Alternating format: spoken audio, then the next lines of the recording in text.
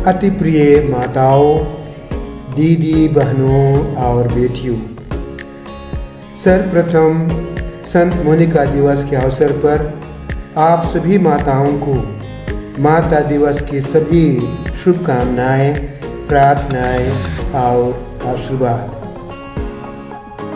माता दिवस को मातृत्व दिवस, अंग्रेजी में कहें मदरहुड डे, का भी दर्जा दिया जा सकता है।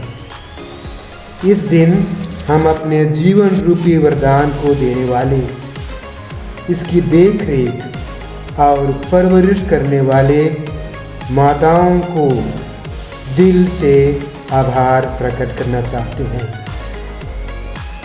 मदरहुड तो आप माताओं व प्रत्येक माता की प्रकृति, खूबी, सौंदर्य, विशेषता और जीवन ही है। मदरहुड के विषय में आप माताओं को बताना मानो महासागर को एक बाल्टी पानी देने की तरह है। पर आज माता दिवस के अवसर पर एक अच्छी ख्रिस्तीय माँ के गुणों, असलियत, अनुभवों एवं गूढ़ रहस्यों पर चिंतन करने का और एक निमंत्रण देना चाहता हूँ। मेरी दुआ है कि ये चिंतन आपके मदरहुड को और अधिक प्रभावशाली और हृदय की आंतरिक मातृत्व रूपी खजाने को सराबोर और लबालब भर दे, ताकि ये माँ का जीवन ईशमय तथा ईश्वरीय तुल्य बन जाए। संत इग्नातियस लोयोला का मानना है कि जब हम अपने गुणों और अच्छाइयों को उजागर और केंद्रित करते हैं तो ये इतने प्रबल और शक्तिशाली हो जाते हैं कि हमारे दोष और गुनाह, कमजोरी फीका पड़ जाते हैं और ये फीका पड़ जाने के कारण हमारे जीवन उड़ान में बाधा नहीं दे सकते। इन्हीं विचारों और मनोभावों के आधार पर मैं आज एक मानवीय और ख्रिस्तीय माँ रूपी खजाने पर गोता लगाना चाहता हूँ और उस खजाने से छोटे छोटे मोतियों को चुनना चाहता हूँ। आइए हम एक साथ इस मातृत्व रूपी महासागर में गोता लगाएं।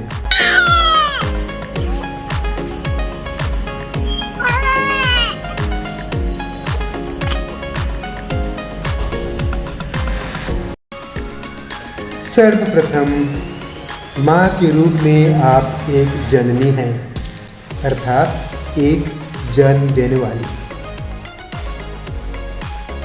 जन्म देने के रूप में आप एक ख्रिस्तीय माँ न केवल शारीरिक वरन सामाजिक, मानसिक, मनोवैज्ञानिक, आध्यात्मिक आदि रूपों में एक प्राणी को एक नया जीवन देते हैं। इस नए जीवन के साथ इस प्राणी में नए गुणों और संभावनाओं की दिशा और दरवाजे मानो खुल जा सिमसिम की तरह खोल जाते हैं। यही नहीं, नए प्राणी के जन्म के साथ साथ आपकी सोच, सपने, लाड़ प्यार, त्याग और बलिदान और भविष्य भी स्वतः इसी प्राणी के साथ जुड़ जाते हैं। ये आपके जीवन को पूर्ण रूप से परिवर्तित कर देते हैं। अब से ये प्राणी आपके जीने का कारण और जीवन का केंद्र बिंदु भी बन जाता है। नए प्राणी को जन्म देने के बाद इस जीवन को सुरक्षित रखना और उसे दिशा देना हर माँ की खूबी और विशेषता होती है। आपको भली भांति ज्ञात है कि भगवान के दिए वरदानों में जीवन रूपी वरदान सब वरदानों का मूल आधार है। हम काम करते हैं, प्यार करते हैं, विश्वास करते हैं क्योंकि हम जीवित हैं। शायद अगर हम जीवित ना होते, ये सारी बातें या ये सारे गुण हम में शायद ना होते। इस प्राणी के भावी जीवन के राह में बीमारी, दुर्घटना, अपमान आदि से बचाना प्रिय माँ के रग रग में समाया हुआ है और अगर ज़रूरत पड़े तो अपने जान की बाजी भी लगा देती है। दरअसल ये भाव प्रकृति के सभी मादाओं में देखी जाती है। जानवर हो, छोटे दर्जे का या बड़े दर्जे का या पक्षी हो, सभी मादाओं में इन बच्चों की जीवन की रक्षा का भाव बहुत प्रगाढ़ होता है। आइए हम इन्हीं भावों को इन घटनाओं के द्वारा परखने और गौर करने की कोशिश करें।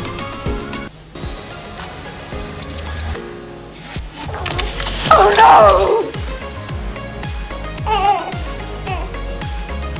If it must be, give the child to her, that it may not be slain. Divide it. It should be neither hers nor mine.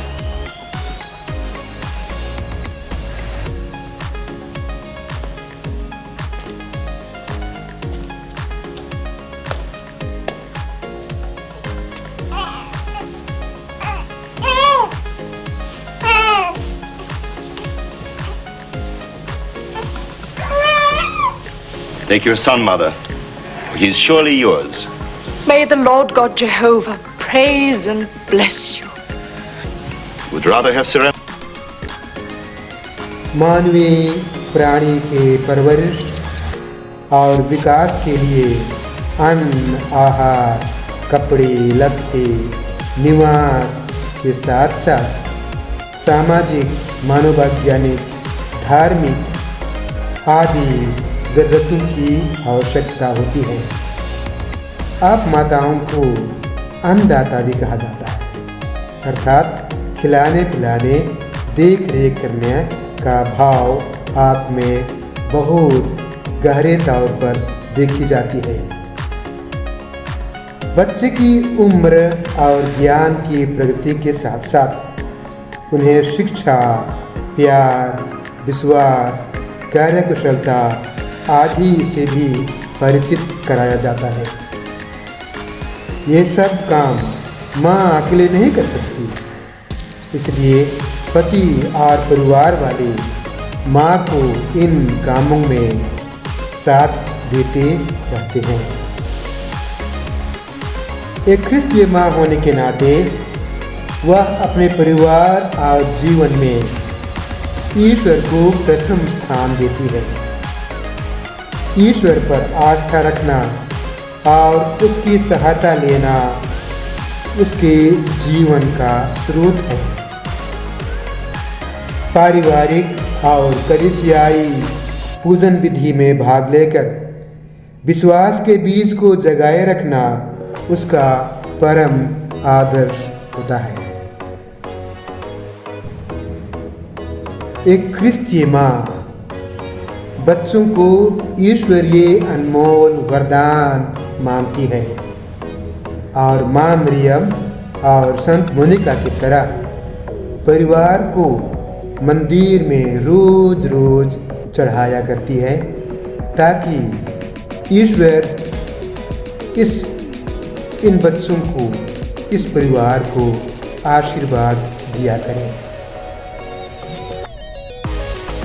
मानवीय जीवन और संस्कार का आधार भी परिवार है। परिवार ही भावी इंसान का प्रथम पाठशाला है। मानव को इंसान के रूप में एक परिवार में ही नर्चर किया जाता है या उसका देख रेख किया जाता है और इस परिवार का मुख्य विषय होता है एकता, प्यार, प्रार्थना और मानवीय जीवन का मूल्य। प्रत्येक माँ अपने परिवार को संगठित और प्यार के डोर में बांधे रखना चाहती है और इसे बनाए रखने के लिए उचित कदम भी उठाती है। एक क्रिस्तीय माँ परिवार चलाने में बुद्धि और समझदारी का भी पालन करती है। माँ जानती है कि घर में क्या चीज़ है और क्या नहीं है। माँ ये भी जानती है कि घर में किसको क्या पसंद है और कैसी चीज़ पसंद है। माँ को ये भी अनुभव होता है कि अभी फिलहाल घर का माहौल कैसा है। घर में अभी खुशी है या आनंद है या तनाव है या समस्या है, माँ सबको जानती है। इन सभी परिस्थितियों को संभालना और उसे संभाल करके आगे बढ़ना माँ का आदर्श होता है। इसलिए माँ प्रार्थना में ज्ञान, उजियाला और समझदारी की कृपा मांगती रहती है। माँ मरियम और संत मोनिका इस प्रकार के जीवन के ज्वलंत उदाहरण हैं। वे अपने जीवन के विभिन्न और विपरीत परिस्थितियों में ईश्वर से प्रज्ञा मांगते रहते हैं। अच्छी माँ अपनी बुद्धि और समझदारी में ईश्वर की सहमति भी ढूंढती है। अपने विचार, इच्छा और मनोभावों को ईश्वरीय इच्छा और ईश्वरीय योजना के तहत उसे परखने की कोशिश करती है और अपने इन विचारों को ईश्वरीय विचारों के साथ पिरोने की कोशिश करती है। हमें अपनी भावनाओं और चाहत के विरुद्ध में जाना कितना कठिन लगता है। ऐसे अवसरों पर एक अच्छी माँ अपनी इच्छा नहीं वरन परिवार और बच्चों की भलाई खोजती और चाहती है। विश्व के हर जाति, समुदाय, देश, परिवेश में माँ का एक अनोखा पहचान होता है। उसका व्यवहार ईश्वरीय व्यवहार की तरह होता है। माँ में विनम्रता, धीरज, सहानुभूति आदि गुणों की मूर्त और प्रतिमा होती है। कभी कभी माँ अनुशासन के तौर पर डांट भी दे, लेकिन अंततः यह गुस्सा भी जाकर प्यार में परिणत हो जाता है। एक अच्छी माँ आंतरिक मूल्यों व सौंदर्य ढूंढती है। एक ख्रिस्तीय माँ बाहरी दिखावा, साज श्रृंगार से ज़्यादा आध्यात्मिक सौंदर्य ढूंढती है। वह परिवार की खुशी, परिवार में शांति, अपनापन और परिवार का स्वास्थ्य आदि की ज़्यादा कद्र करती है और उस सौंदर्य को खोजने में अपना सारा समय एवं शक्ति भी लगा देती है। एक ख्रिस्तीय माँ अपनों के लिए कई बार आत्म बलिदान चढ़ाती है। माँ को तो कहा जाए आत्म बलिदान का आदर्श व्यक्ति है। अगर दुनिया के सभी मानवों में देखा जाए तो माँ एक ऐसी व्यक्ति है जो बच्चे के लिए और परिवार के लिए बस आत्म बलिदान में सर्वोपरि मानी जाती है। वह दरअसल खुद का कहें या खुद के लिए जीवन नहीं जीती, पर वह बच्चे के जीवन को खुद के लिए अपनाती है। बच्चे की परवरिश व परिवार में कई बार अपनी खुशी, अपने ऐश आराम, नींद, इच्छा को त्यागती रहती है और इस त्याग के द्वारा परिवार को और बच्चों को जीवन देते रहती है। यही भाव प्रकृति में देखी जाती है।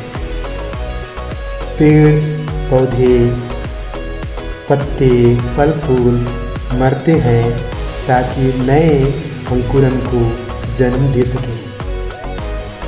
ये प्रकृति की रहस्य आप माताओं में विशेष रूप से देखी जाती है, साथ ही पिताओं में भी देखी जाती है, जहाँ पर आप मानो अपने लिए मरते हैं ताकि आप परिवार के लिए और बच्चों के लिए जीवन दे सकें। आइए आज आप अपनी माताओं के लिए और हम प्रत्येक जन माताओं के लिए विशेष रूप से प्रार्थना करते हैं।